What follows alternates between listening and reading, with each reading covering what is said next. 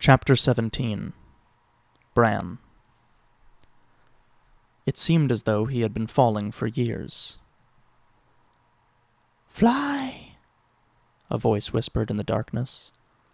But Bran did not know how to fly, so all he could do was fall. Maester Luwin made a little boy of clay, baked him till he was hard and brittle, dressed him in Bran's clothes, and flung him off a roof. Bran remembered the way he shattered. "But I never fall," he said, falling. The ground was so far below him he could barely make it out through the gray mists that whirled around him, but he could feel how fast he was falling, and he knew what was waiting for him down there. Even in dreams, you could not fall forever. He would wake up in the instant before he hit the ground, he knew. You always woke up in the instant before you hit the ground. "And if you don't?" the voice asked. The ground was closer now, still far, far away, 1,000 miles away, but closer than it had been. It was cold here in the darkness.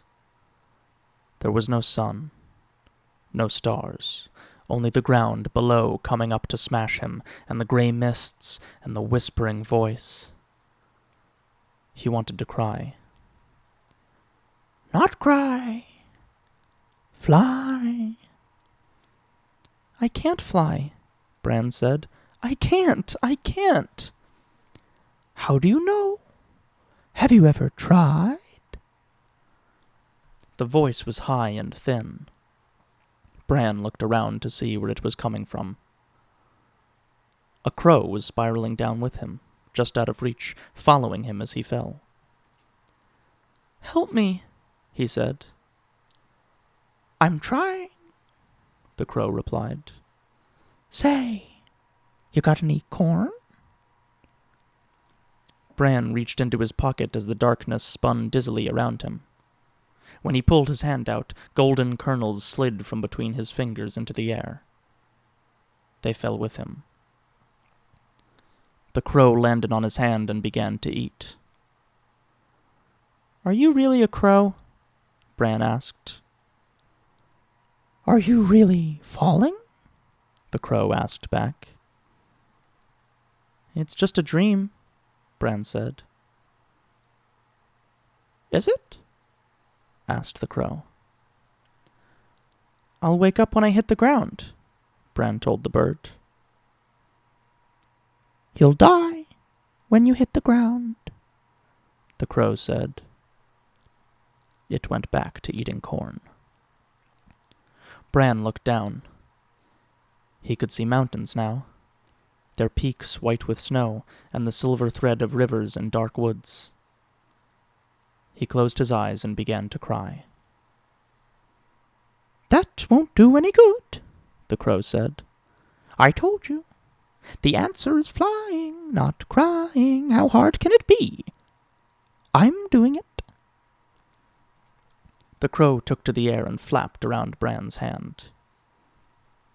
"You have wings," Bran pointed out. "Maybe you do too." Bran felt along his shoulders, groping for feathers.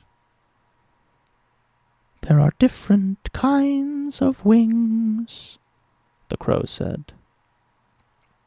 Bran was staring at his arms, his legs. He was so skinny. Just skin stretched taut over bones. Had he always been so thin? He tried to remember. A face swam up at him out of the gray mist, shining with light, golden. "The things I do for love," it said. Bran screamed. The crow took to the air, cawing. "Not that!" it shrieked at him. "Forget that! You do not need it now! Put it aside! Put it away!" It landed on Bran's shoulder and pecked at him, and the shining golden face was gone. Bran was falling faster than ever. The gray mists howled around him as he plunged toward the earth below. "What are you doing to me?" he asked the crow, tearful. "Teaching you how to fly." "I can't fly." You're flying right now. I'm falling! Every flight begins with a fall, the crow said. Look down. I'm afraid. Look down! Bran looked down and felt his insides turn to water. The ground was rushing up at him now. The whole world was spread out below him, a tapestry of white and brown and green. He could see everything so clearly that for a moment he forgot to be afraid. He could see the whole realm, and everyone in it.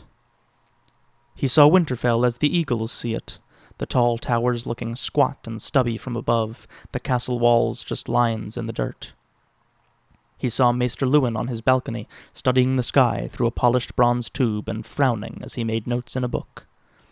He saw his brother Robb, taller and stronger than he remembered him, practicing swordplay in the yard with real steel in his hand.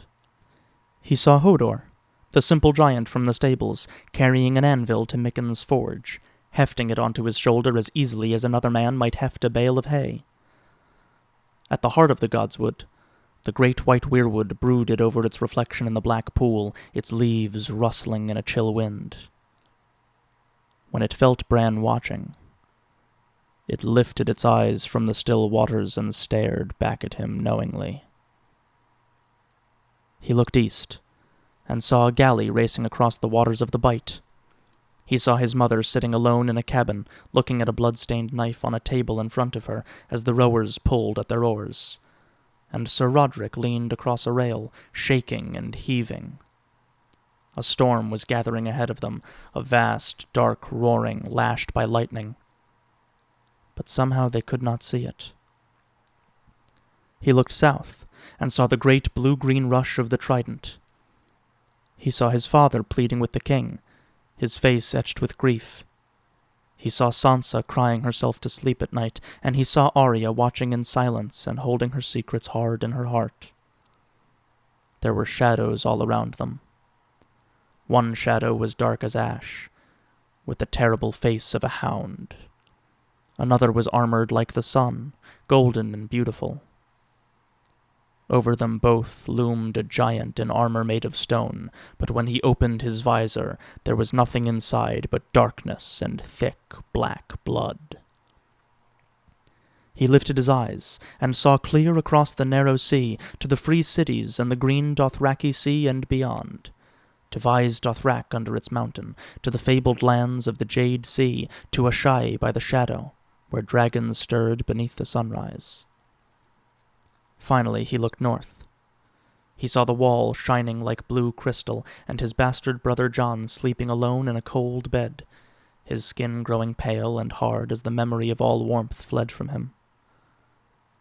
And he looked past the wall, past endless forests cloaked in snow, past the frozen shore and the great blue-white rivers of ice and the dead plains where nothing grew or lived. North and north and north he looked, to the curtain of light at the end of the world, and then beyond that curtain. He looked deep into the heart of winter, and then he cried out, afraid, and the heat of his tears burned on his cheeks. "Now you know," the crow whispered as it sat on his shoulder. "Now you know why you must live." "Why?" Bran said, not understanding. Falling. "Because winter is coming." Bran looked at the crow on his shoulder, and the crow looked back. It had 3 eyes, and the third eye was full of a terrible knowledge. Bran looked down. There was nothing below him now but snow and cold and death, a frozen wasteland where jagged blue-white spires of ice waited to embrace him.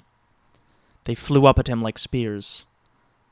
He saw the bones of 1,000 other dreamers impaled upon their points. He was desperately afraid. "Can a man still be brave if he's afraid?"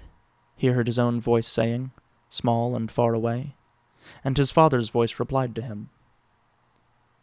"That is the only time a man can be brave."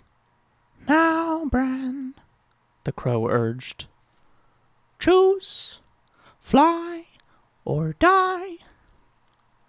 Death reached for him, screaming. Bran spread his arms and flew. Wings unseen drank the wind and filled and pulled him upward. The terrible needles of ice receded below him. The sky opened up above. Bran soared. It was better than climbing. It was better than anything. The world grew small beneath him. "I'm flying!" he cried out in delight. "I've noticed," said the three-eyed crow. It took to the air, flapping its wings in his face, slowing him, blinding him. He faltered in the air as its pinions beat against his cheeks. Its beak stabbed at him fiercely, and Bran felt a sudden, blinding pain in the middle of his forehead, between his eyes. "What are you doing?" he shrieked. The crow opened its beak and cawed at him, a shrill scream of fear, and the grey mists shuddered and swirled around him and ripped away like a veil, and he saw that the crow was really a woman. A serving woman with long black hair, and he knew her from somewhere. From Winterfell, yes, that was it. He remembered her now. And then he realized that he was in Winterfell, in a bed high in some chilly tower room, and the black-haired woman dropped a basin of water to shatter on the floor and ran down the steps, shouting, "He's awake! He's awake! He's awake!" Bran touched his forehead, between his eyes. The place where the crow had pecked him was still burning. But there was nothing there. No blood, no wound. He felt weak and dizzy. He tried to get out of bed, but nothing happened. And then there was movement beside the bed, and something landed lightly on his legs. He felt nothing. A pair of yellow eyes looked into his own, shining like the sun. The window was open, and it was cold in the room, but the warmth that came off the wolf enfolded him like a hot bath. His pup, Bran realized. Or was it? He was so big now. He reached out to pet him, his hand trembling like a leaf. When his brother Robb burst into the room, breathless from his dash up the tower steps, the direwolf was licking Bran's face. Bran looked up calmly. "His name is Summer," he said.